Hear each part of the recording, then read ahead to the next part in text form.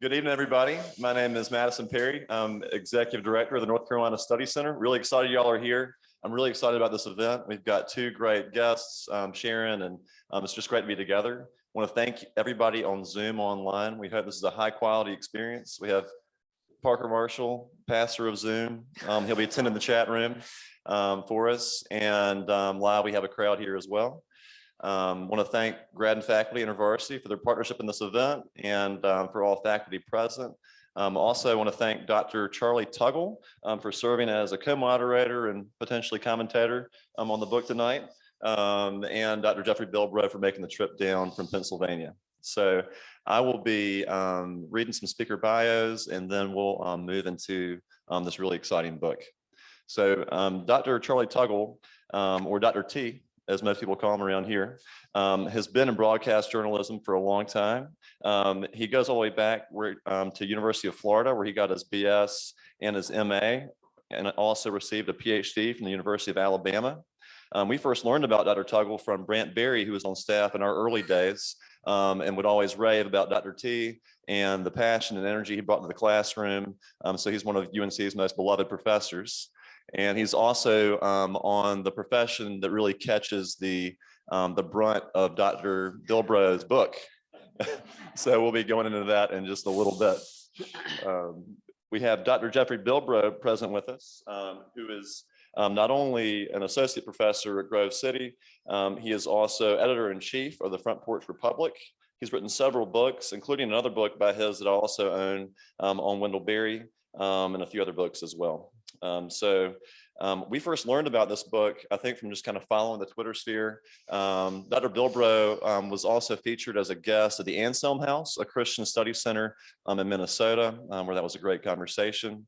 I think for us on staff, we're so used to living in a media ecosystem that we can't really escape, that follows us everywhere, that also follows our students. We're used to meeting with people to talk about life's deepest concerns, and at the same time watching their phone vibrate as they receive notifications from friends about the news, about sports scores. And it reminds me of a book that I ran into at Divinity School called War is a Force That Gives Us Meaning, but to think that the news is a horizon that gives us meaning. And so really excited to explore the world that we're living in, and how that impacts us, and then how also we can gain some measure of control over it, maybe. Without further ado, Dr. Bilbro, can you begin just by telling us about your book, Reading the Times, what precipitated its origin, and your writing it? Sure. Well, thank you for having me too, and Matt for helping organize this. And it was a treat to come down here. So hopefully Dr. T can set me straight, and we'll have a good conversation.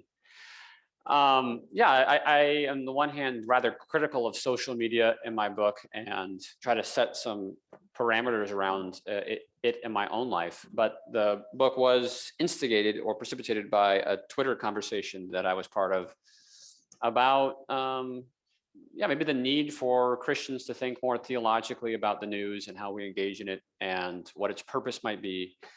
And so I kind of thought, what would a practical theology of the news look like?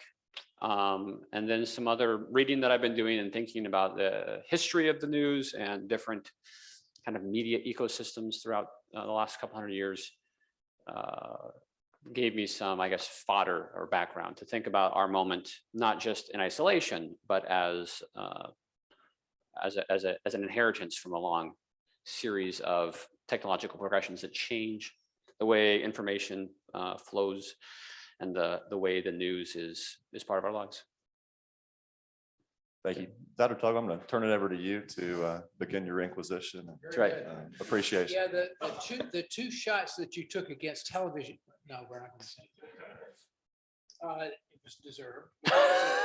I've been in the media industry for a long time, and it is not what it used to be. I'll just say that. But the title of your book says Reading the Times, but the focus of the book is don't read the Times, read the eternities. Yeah. What does that mean? Yeah, so my editor suggested this title as a play on Thoreau's line, read not the times, read the eternities. And he is, Henry Thoreau is writing in the 19th century. he's railing against the telegraph and the newspaper, not the smartphone. And he tells people, if you want to know what's really important, read things that last and things that have stood the test of time, and orient your intellectual life around these things. But, you know, I try to take a kind of nuanced posture in the book about the need to not have your life ordered around the news, but also not entirely withdraw. So what would it look like to read the Times in light of eternity? What would it look like to engage the events of our day from a more rooted perspective that takes its bearings or its horizon from Scripture and from human wisdom, but is not quite as contrarian as Thoreau's read not the Times. And of course, if you know Thoreau at all, he did read the Times. He was quite involved with the big political and social events of his day. So even there, he's, I suppose, somewhat tongue-in-cheek. So to follow up on Yeah. that a bit, you're not saying be disconnected from what's going on around us, because how can we be disconnected from the events of today? Yeah. Even, but perhaps not be so overwrought about everything that we see going on that we forget the big story. Yeah, that's exactly right. And hopefully then we allowed that big story, the Christian narrative and our participation in that, to shape our engagement with what's going on today, so that we're not just consumers of the news and consumers of the information that's flowing through the internet, but that we're able to respond redemptively to it. And I think sometimes we mistake engagement with redemptive engagement. We think if we're up to date on what's going on, then we're connected. And I think the danger is we can be so sucked into what's going on that we're actually not able to respond Christianly or redemptively. We're just passively carried along by the information. There's a particular quote said, and I'm paraphrasing, if you're disconnected from family and place and more connected to stuff, quite a paraphrase. It's better than what I said. Why is that such a problem?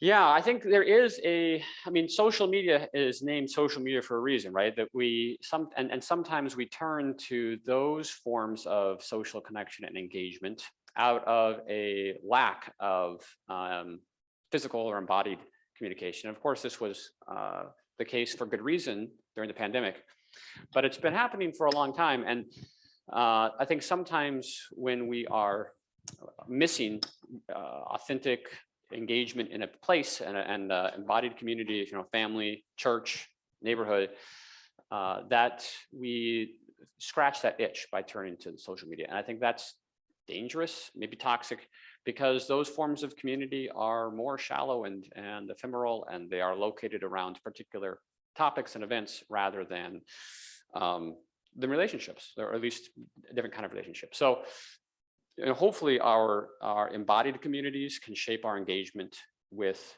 social media rather than vice versa. And I think when we let the discourse at large set the terms of our engagement with the community, that's when you see the ways in which, say, nationalized politics shape community discussions, right? And families are divided over these things, or churches. And, it happens, but I think it would be better if we reverse that connection.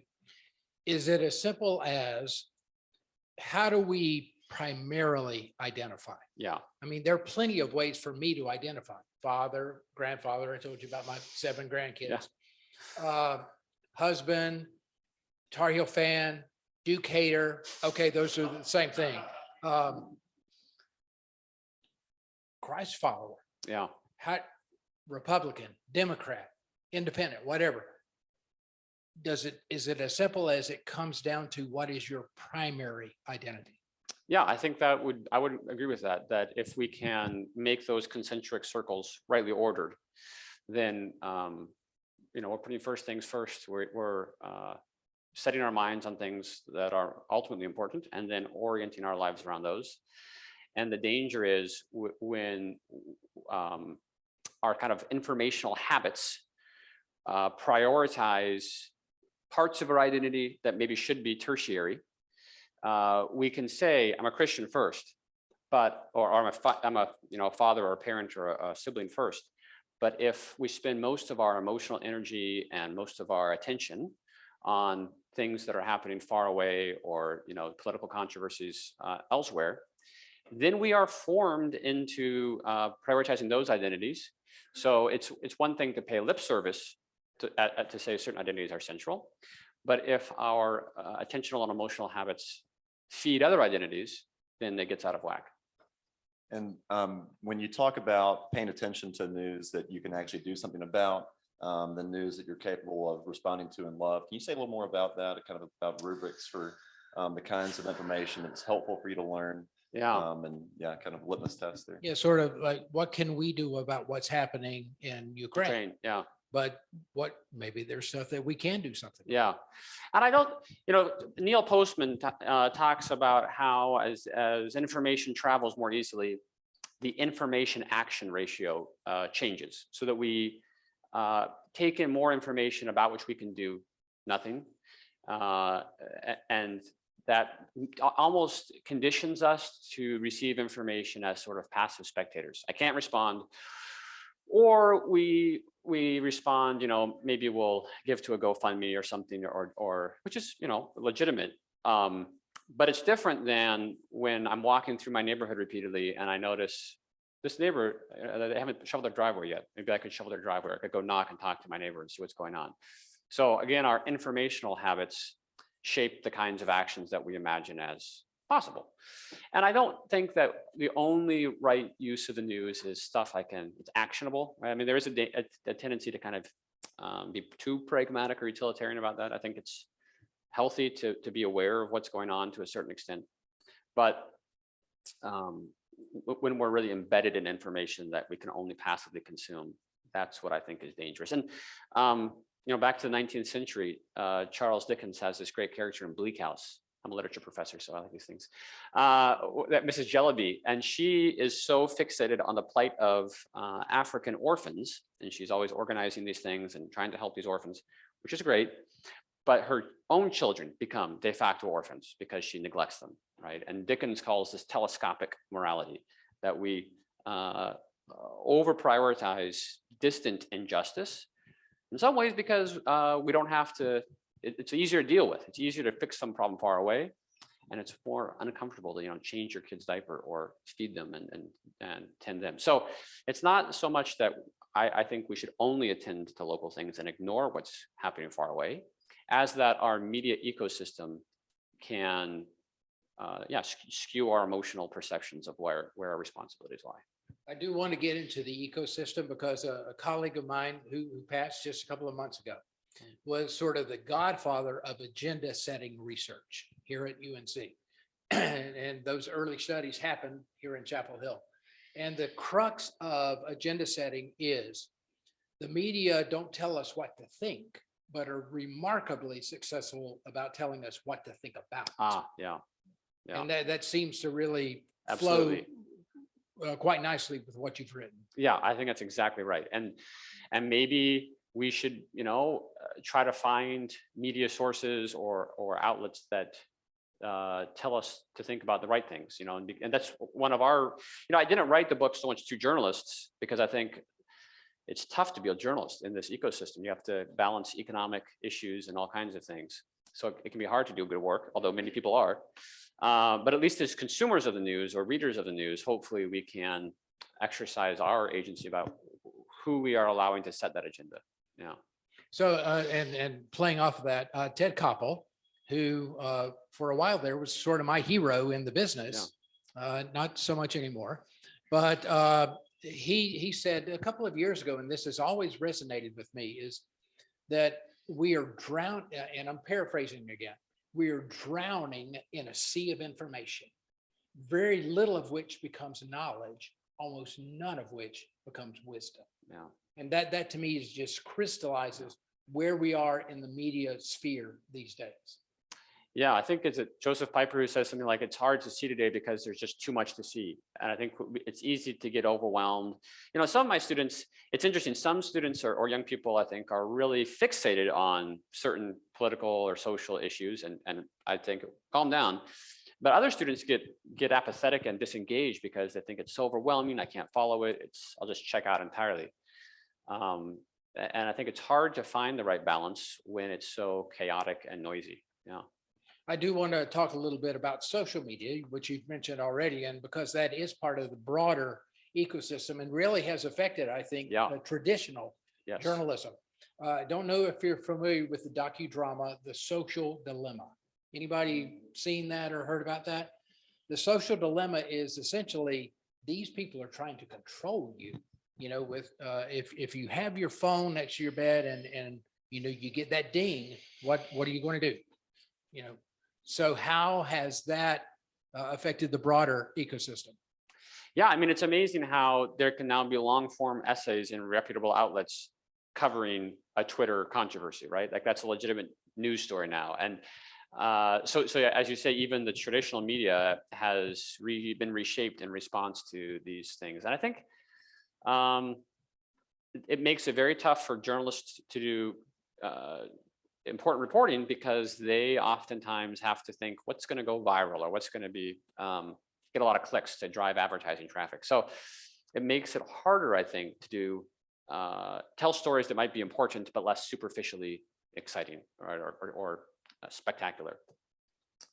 So does that get us to the macadamized mind? Yeah. And tell folks what that Okay. is. Yeah, when I use this in the title of a chapter, my editor said, you can't use that because nobody knows what macadamized mind means. And I said, but it's such a great word. So Thoreau, in his essay, Life Without Principle, or his lecture, he is describing the way that our minds become fragmented and chopped up by attending to newspapers or the daily news. And again, this is 1950s, sorry, 1850s, 19th century. And he says that our very minds, as it were, become macadamized. And what he's referring to is a road technology that lives on in our lexicon today. I think we can still say like the tarmac, right, which is tar over macadam. And it's named after the Scottish road engineer who discovered that road beds made up of basically just gravel, small angular rocks, withstand freeze-thaw cycles better than road beds that were more traditionally built, which had involved larger stones at the base. Those tend to move more in freeze-thaw cycles. So what's a good road technology, right? It's not always a good mental an allegory. And I think, someone like Nick Carr's The Shallows, right, has talked and I think demonstrated the plasticity of our brains. And so Thoreau didn't have neuroscience, but he was making the same observation that if we habitually attend to small bits of trivia, the mental patterns that we have access to change, and we're no longer able to think deeply and critically about singular topics. And the metaphor is important, I think, because it also signifies one of the consequences, which is that we are less able to put up resistance to ideas or slogans or propaganda that advertisers or politicians or others send spinning down our minds. If we've allowed our minds to get kind of fragmented, it's harder for us to listen deliberately and ask critical questions. We just sort of accept whatever is told and move on. And so I think there's a direct connection between habits of attention, the shape, if I can use that word, of our minds, and our ability to resist or rightly respond to bad ideas. Right. So rightly responding. What's the difference between Kronos time and Kairos time? Yeah. And this, I think, gets back to what we talked earlier about prioritization and horizon. So hopefully I can tie this in. But yeah, Greek has these two words for time, Kairos and Kronos. And Kronos is chronological, our normal conception of time, one thing after another. Time as kind of quantifiable duration. And Kairos, when Christ in the gospel says, my hour has not yet come, that's the kind of time he's referring to there. It's the time for the right action, or it's seasonal time, right? It's time to, in Pennsylvania anyway, tap the maple trees right now. it's time for Lent to start next week, right? So it's this cyclical, seasonal time. Or you can think about it as dramatic time, the time when the action is right. And for most of human history, that was the predominant mode of time as experienced, right? There's not this great sense of progress, or that history's going somewhere, or that the end of history is coming, right? There's these recurrent cycles, and so there was no single time scale until the Christian church had to figure out how to get Easter on the right time, and so they developed our AD BC system, and which is relatively recent, if you think about it. And I think as Christians, we have to recognize that the news media and just our whole 24/7 innovative culture prioritizes chronological time incredibly strongly, and we can forget that we inhabit this cyclical, dramatic, liturgical time, Kairos.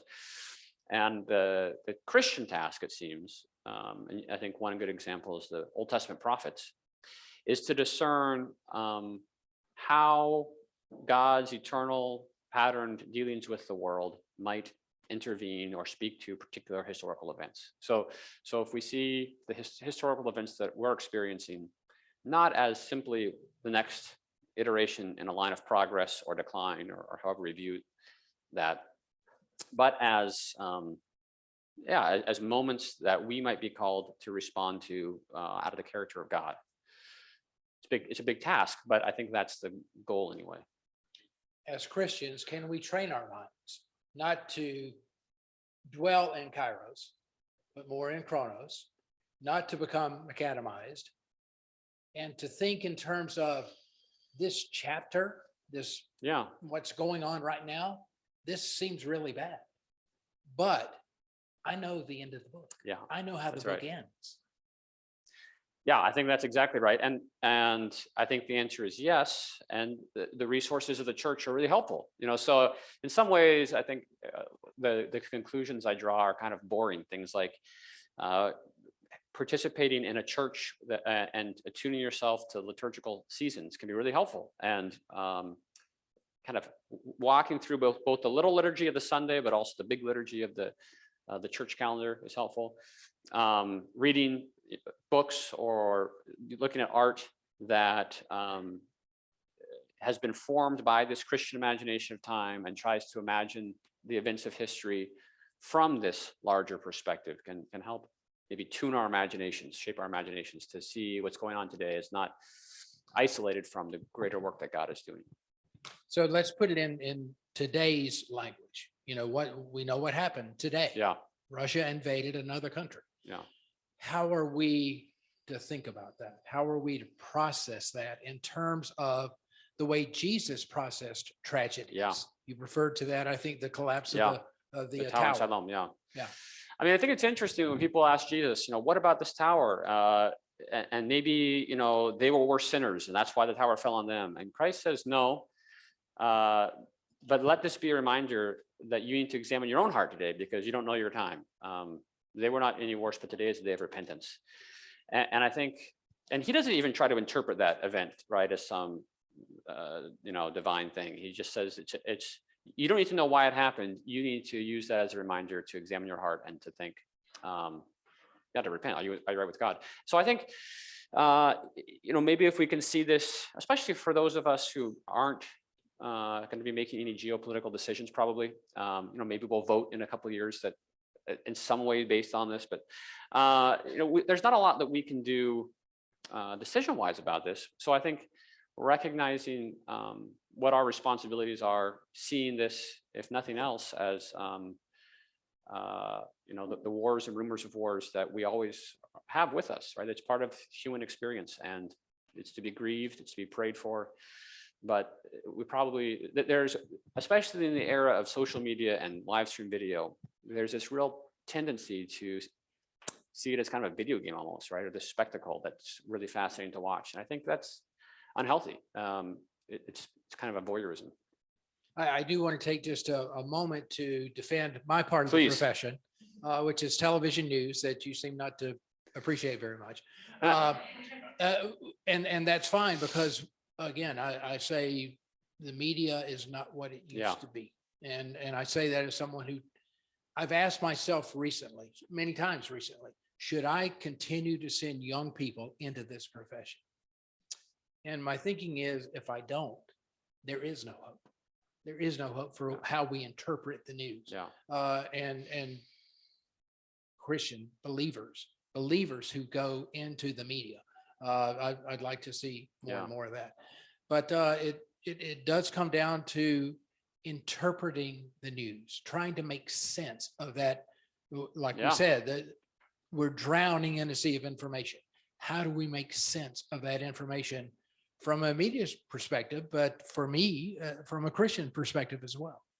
And I do think that there are a lot of, and I don't watch TV, so I don't have firsthand experience, to criticize or praise particular media, TV personalities. But I could name a lot of journalists in print and online media who I think are doing really good work. And I think many of them do have to fight a kind of uphill battle against the tendencies of the ecosystem. But I think it's an important field still for people to go into and to have a sense of vocation and a sense that maybe, like in a lot of other areas actually right now, the deck is stacked against doing good work here, but there are still possibilities that remain, and it's still important work. And maybe this is my calling. Yeah. Joe, will you open it up? I do have one question that I want to save for the very end, Oh boy. but let's open it up. Right, yeah. Yeah. Maybe I'll follow, and then we'll open up to the room and also on Zoom. So I think it can be hard for us to realize that we're really driven relentlessly by Kronos time, by a sense of what's happening now. I mean, the news is about what's new. Right. And it's also pre-selected to be what's significant in this new, which then requires we have to have a measure to determine what's actually significant. And in social media, on your social media feed, you might see that like what's new is my dog ran away and was seen by the neighbors and was posted online. Also, yeah, there was an invasion in the foreign country. And, there's a whole series of novelties all introduced at the same time you can't even sort through. Right. So I think we can all kind of relate to being driven by a sense of what's happening right now that's new. Can you say a little bit more about maybe Kronos and systolic time? And for Christians who are kind of trapped within Kronos time, what does a more balanced existence look like? And how can we, again, like you said, the church seasons, but, sort of meditate on eternal realities that do inform what happens, but that maybe overshadow Kronos time in some ways?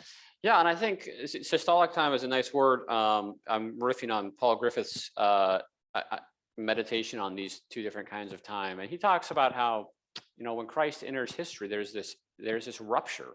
There's this sense that what is eternal is now part of Kronos. So in some ways, the whole, I go into this in more detail in the book. I won't bore us here, but the whole understanding of history as significant and progressive is a distorted inheritance from the church, because Christ says history matters because God became man in a particular day, particular time in human history.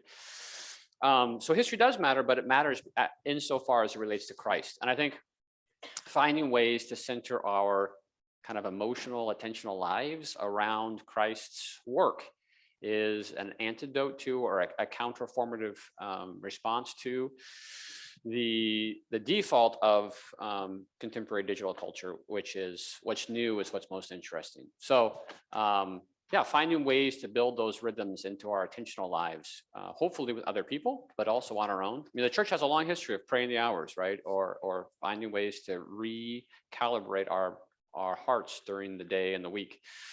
And I think there's been a lot of work in the last few years among Christians to maybe these practices are things we should recover and value. Maybe they're important, particularly in our age where so often it's the latest and greatest, and like you said, novelty, rather than centering our lives and our emotions, I guess, on God's work. I have a few more questions too, but let's open it up and see what y'all are thinking in the audience and online. Please raise your hand if you have a question. What's up? Sounds good. Okay, great. Any hands in the room?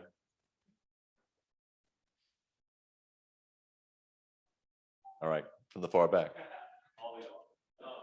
More and more students that, I mean, if I could go around get their news from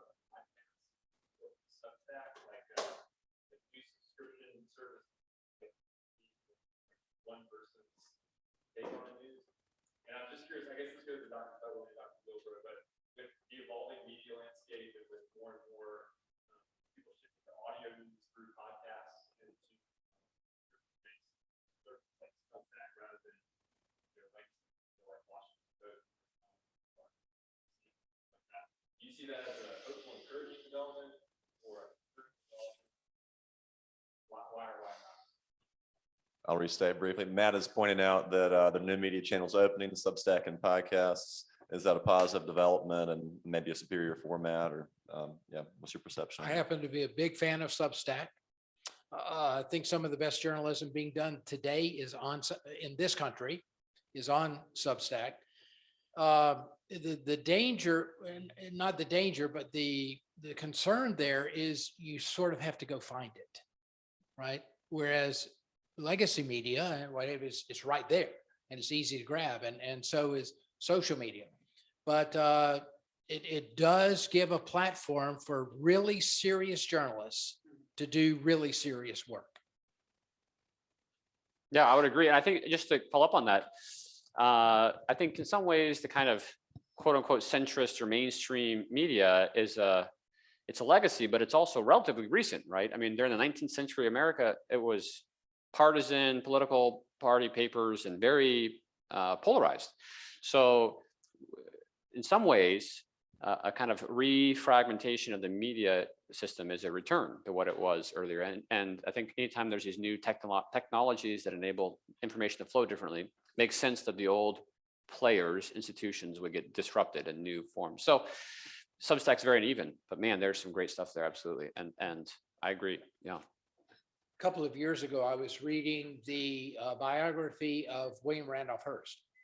Yeah. And the yellow journalism, the wars between Hearst and Pulitzer, and I'm reading and I'm thinking, that sounds like today. Yeah. That's today. And that was 3 years ago. Yeah. And it's worse now, in my opinion, than it was then. But it just shows that what we're experiencing today is not a totally new problem. Yeah, absolutely. Hey, Mike. So I feel like I'm hearing opposite problems, but both of them just equally condemned. And on the one hand, there's this kind of like curated, selected, I subscribe to my favorite people on Twitter or Substack. And on the other hand, there's passivity where, I don't know, Walter Cronkite tells me what to pay attention to. And that's the end of the story. Why are these opposite things both kind of being brought up as a problem? Or maybe I'm misunderstanding, but it sounds like they're both being criticized. I would restate it, probably not perfectly, but the question being with tribalism and kind of these channels that really seem to just stick by kind of one opinion, does that leave you just as passive as you would be if you were taking your news some other way? Do you want to go first or me to go No, first? you go first. Oh, great. I mean, I do think that there's no perfect system. So there are different problems and different approaches, and we should be aware of that. I'm actually fairly, at the end of the book, I talk about maybe, there's this common trope today. Some people will say that you should diversify your newsfeed and read people or watch news on all sides of the spectrum. And I talk about why I don't think that's actually effective. And actually, since I wrote that book, there's been a new book out by Chris Bale called, I think, Breaking the Social Media Prism, where they do studies. This would make me at Duke, actually. Sorry. They get some things right. They do occasionally. The exception that proves the rule. Yeah. But they found that, yeah, when people follow more diverse sources on social media, they actually become more polarized and more partisan. So what I recommend instead of, I think is a better approach, is to find either institutions or journalists or on social media or Substack, whose way of thinking you admire.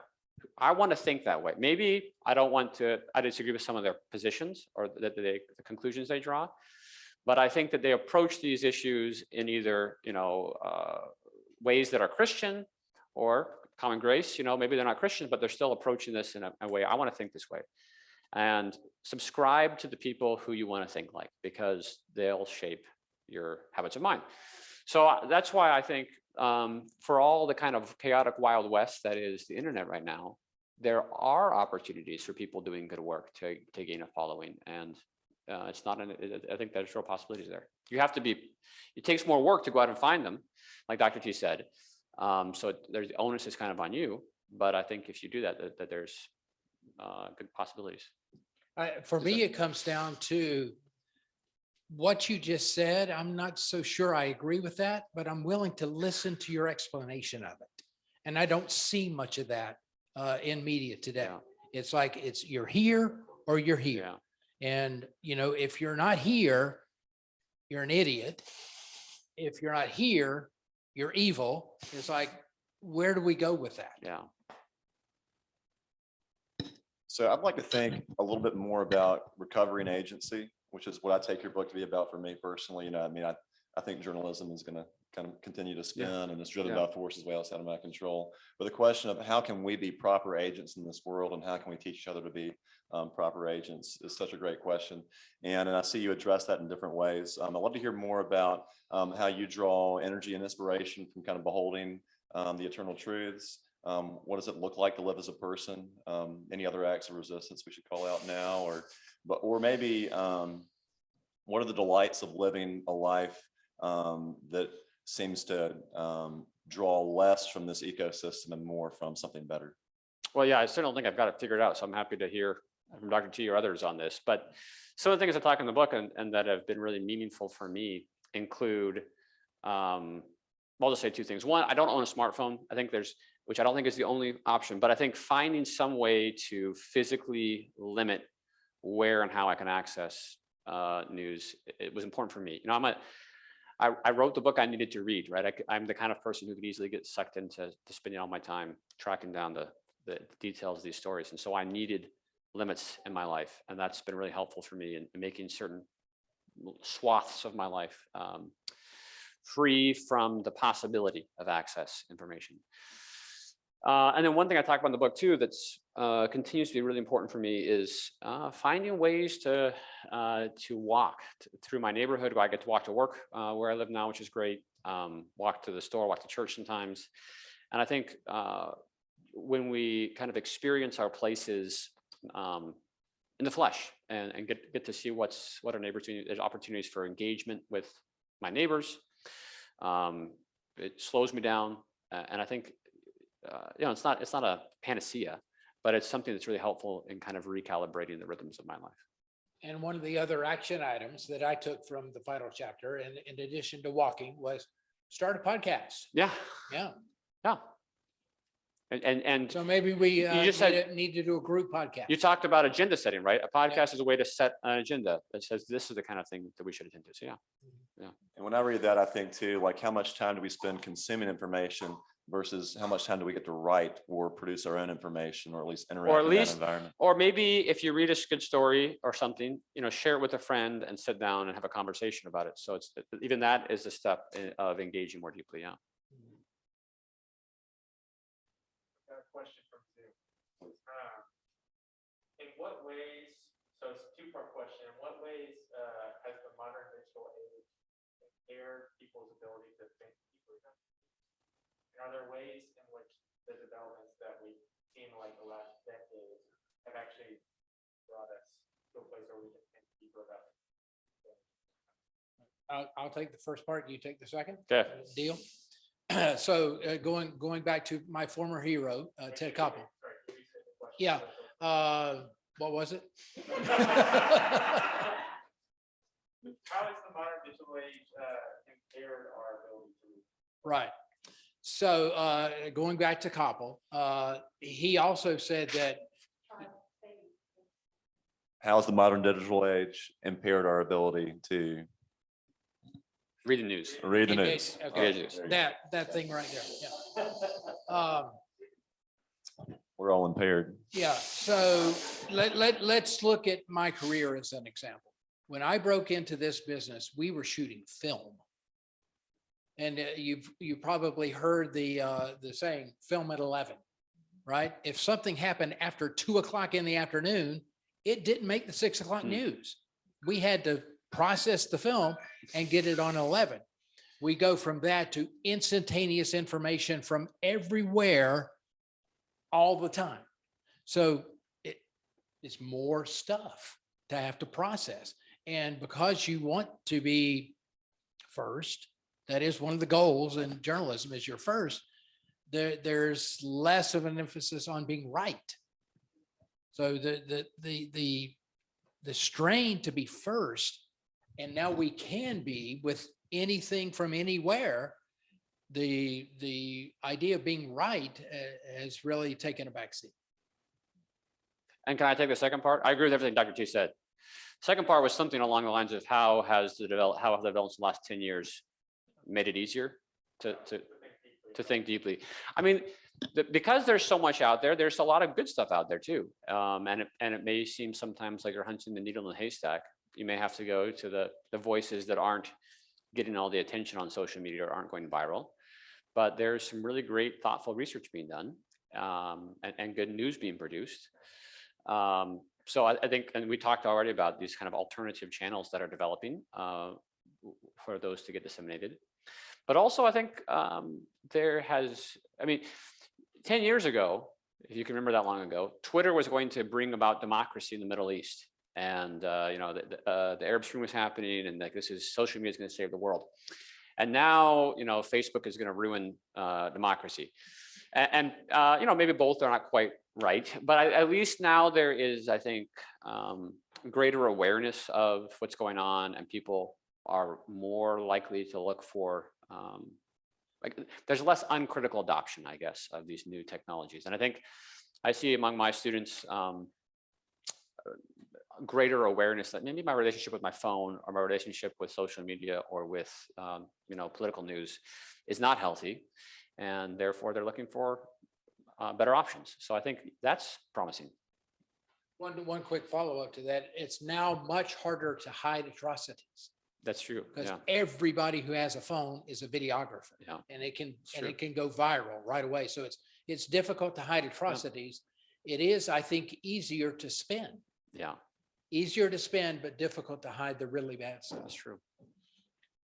So I have a question, follow up, and then we'll go back to the audience. Is social media properly news? You know, like, is what's happening on my Instagram feed, my grandmother's, you know, recent post, does that count as news? Yeah, because she's your grandmother. You should care. And then second part on that is has social media consumption, production, has it all eclipsed the consumption of more like real news? But we'll start with the first question about social media. Is it news? It has in some ways eclipsed the news, but even worse, in my opinion, it is now driving the news. Yeah. So what's happening on social media, what's happening on Twitter drives news coverage today. And I think that's a mistake. That's really bad. Yeah. But there's so many journalists, and I don't want to blame individuals so much as describe the ecosystem. That's where their eyeballs are, right? And so that becomes how the agenda gets set. And I think that's the best journalists are the people who are out looking for stories off social media, right? And they're bringing our awareness and attention to things that don't get the same virility, but are oftentimes more of lasting importance. Yeah.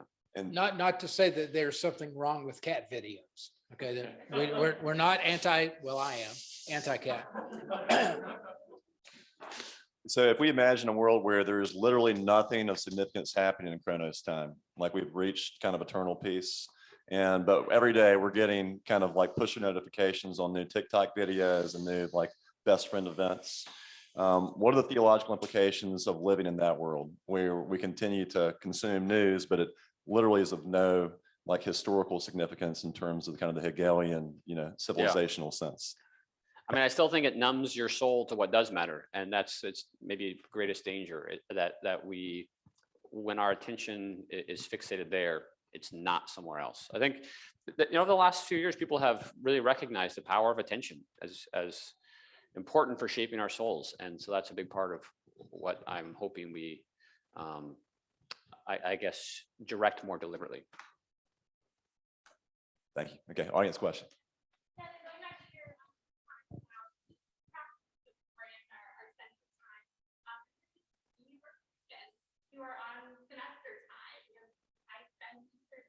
Yep. What advice do you have for caught in that kind of Yeah, so the question is about students who are bound by the constraints of their semester. And yeah, I think that's a big problem. And my biggest worry with students in that respect pertains to the Sabbath, right? That it becomes difficult for them sometimes to take a day off and to worship and rest. And there's this sense that I'm behind, I got to catch up, and this Sunday's a good day to do that. So, and as an academic, sometimes the freedom of your schedule is also a curse, that this is a day, Sunday's a day or the evenings, right? When I could be with my family, I could be doing work and prepping. So I think that's a challenge. I guess for me, again, putting boundaries in place and hopefully having some people, some friends to keep you accountable, to say, maybe I'm not going to get this done for class on Monday, but I am going to, not binge on Netflix all afternoon, but like take a walk with some friends or share a meal with some friends after church, and carve out those spaces for Sabbath. So yeah, that's my pitiful advice. the word agenda can mean something to have at the date book. It also could mean priorities. That's right. You would be pushing on. That's right.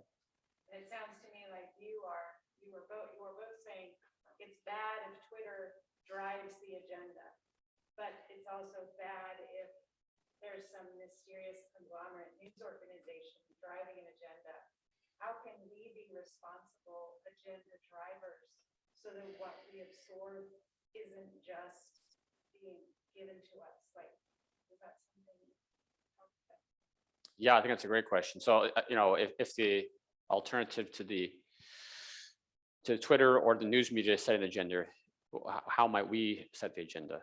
I think part of that is, that the church needs to play a big role in setting our agendas for us, our priorities for us. So what did Jesus care about? And that hopefully should guide what we care about.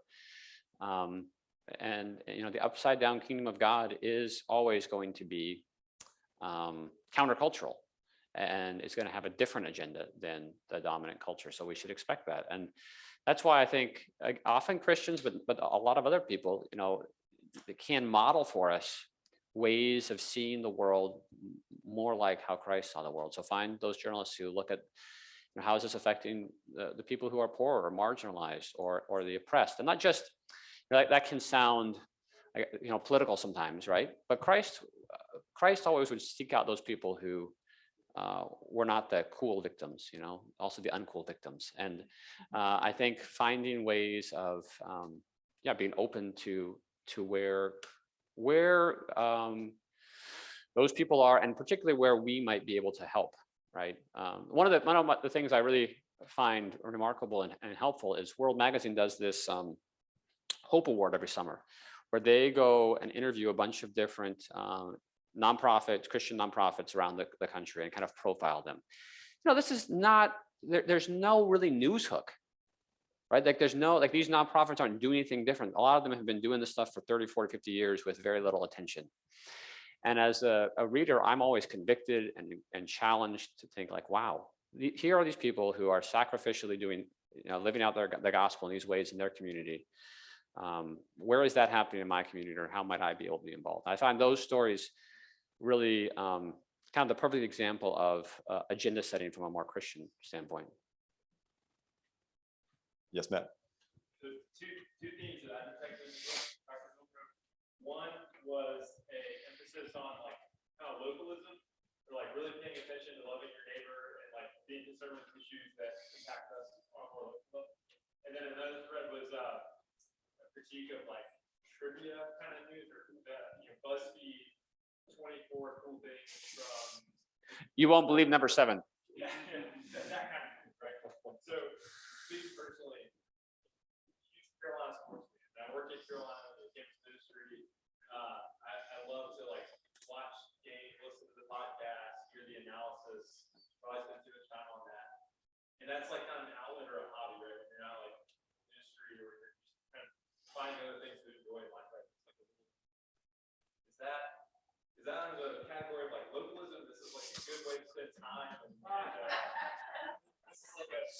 allowable indulgence or is that, would you put like kind of sports? I'm thinking a lot of guys that type of, we all follow sports, you can tell the top five NBAs. Don't you go there. So, My wife and I already slide. Is that my version of both? Well, I'm not getting involved in a dispute between you and your wife.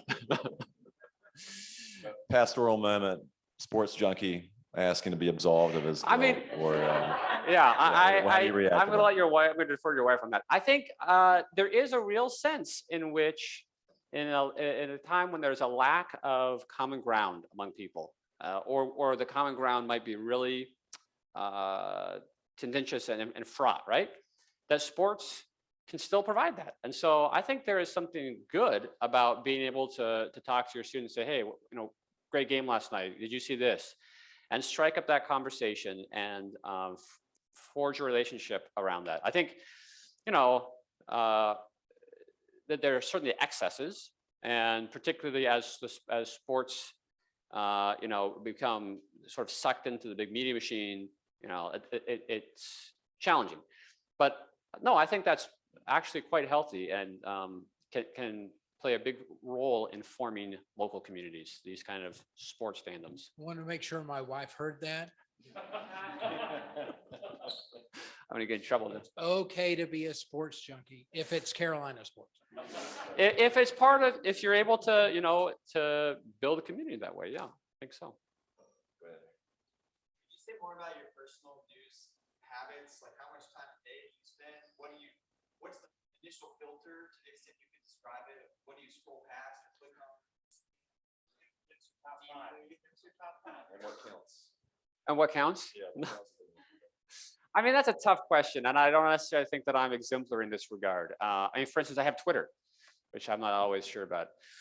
But yeah, I guess I do think it's important that I don't turn my computer on. Try not to.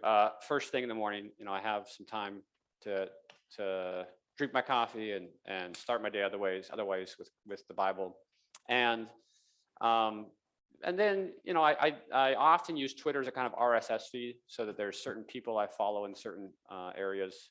I think I try to trim the list of people I follow, keep it manageable. So I do use Twitter quite a bit, and I check in. I have a subscription to the Washington Post, so I can read stories there. Or there's a lot of my favorite journals are these ones I get in the mail in print. Things like Plow Quarterly or Comment Magazine, or these sort of thick periodicals, Hedgehog Review, that are tackling often thematic issues. They're not responding to what happened yesterday. It's like, this is what do we think about this big, deep perennial issue that also is of contemporary concern? But let's look at it from a longer perspective and not try to be first, but try to think more deeply about it. So I tried to filter my news diet toward the longer form, slower cycle stuff.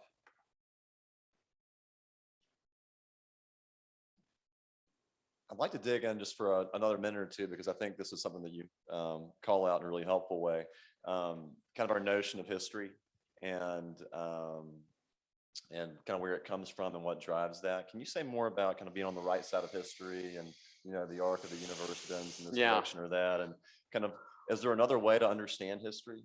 Yeah, this comes back to the whole Kairos Kronos thing, right? That Kronos, as it comes to dominate our imagination, becomes a kind of meaning-bearing transcript. And I trace, there's different ways of doing a genealogy of this, but I kind of signal out Hegel as a signal player in this shift. As someone who thinks that history is, he compares human history to the kind of development of an organism, of a person. So the first were babies, infants, embryos, and then we move up to teenagers and adults. And so the transcript of time narrates the development of humans, and we're getting better and more developed. And so we're progressing, right? There's an arc to history, and you want to be on the right side of the arc of history.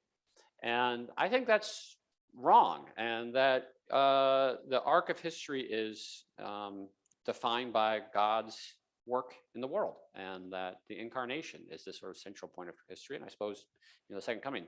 And so that there's not like some linear progressive arc, but rather that God's concerns are pretty constant, and human history ebbs and flows, and nations come and go, and the word of the Lord stands forever. So thinking about what it might look like to read the events of today against the horizon of God's work in the world, rather than against the horizon of like, is my side of history winning or losing, I guess.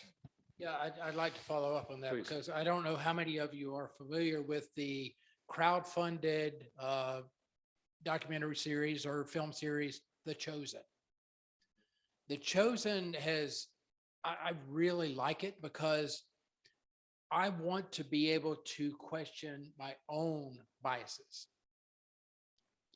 And you look at these guys, The Chosen is about the disciples, these guys who walked with Jesus every day for 3 years and still expected him to set Yeah. up a temporal kingdom. Yeah. It's like, what? So if they can be so in their own box, I know I can be too. Absolutely. So how do I want to try to think about maybe, I have a certain way of looking at things, but maybe there's some validity to this opinion over here that I disagree with, but let me think about that a little bit. That's a really great point. Yeah, absolutely. Because our expectation of how God works in the world is not always how God works in the world, right? Yeah, absolutely. Yeah, and so much of that is the expectations that you bring will Yeah. generate what you find. Yeah. So that's how these guys can stay with them for that long. And, yeah. Any final questions before we close out our evening, online or in person? Yes, Mike. Yeah, what's the yeah, one of the unrecognized, not going viral, but that you just want. For the news? Yeah, news, long-form journalism. Oh. Whimsy, whatever that's. I mean, the Front Porch Republic that I edit is really amazing. No, I think there's a lot of people. I mentioned Plow. I really like Plow Quarterly. I think they're quite good. There's a guy down at actually a Christian Studies Center in Florida, Mike Sakasis, Ellen Sakasis. He has a Substack, I think, called Frailest Thing, but I might be. That's really good. He talks a lot about these kinds of topics from a Christian perspective. But it's so because it's so fragmented, it's so subject specific, right? If you're interested in X, well, then there's this person. But and I think that's why sometimes different ones of us are called to be different parts of the body of Christ and to attend to different stories in the world. And it's okay if you're called to a different problem than I'm called to. We don't all have to be prioritizing the same thing. That's probably healthy. Okay, so my last question for boy. you, which I gave you advance notice on this one. It's a long form question. So was with a student today. He's really gifted. He's got hours coming into Carolina. And I mean, he's so gifted. He's the kind of person who could easily kind of dive down whatever rabbit hole or substance comes across his way. And lately he's really taken to the humanities, really excited about trying to find the eternal things, I think, and build a life around him. And for those of y'all who have not yet bought Dr. Bilbro's book, Reading the Times, it really is full of great reading recommendations. I mean, I found it to just be refreshing to read, like as a beautiful work. But if you're a student, you've got a few years, you want to behold the eternal things, especially like really good books, really good thinkers. What would you recommend kind of for a student who's got time, who's got leisure, Yeah. time for true leisure? I mean, again, it depends on the student, right? You have to talk to the person, see where their inclinations lie. But in the book, I recommend Dante a lot. One of the great things about my job is I get to reread books like Dante's Divine Comedy or Milton's Paradise Lost again and again. And I think those works have stood the test of time because they are endlessly illuminating. And every time I read Dante again, I see the scriptures with new eyes. He draws things out of the Bible that I hadn't seen before. So I am partial to Dante and Milton. But of course, Wendell Berry, you should always read Wendell Berry too. But yeah. And books about Wendell Berry. Yeah, that too, definitely. Right. Well, can we give a round of applause for Dr. Tuggle and for Dr. Bilbro? Thank you.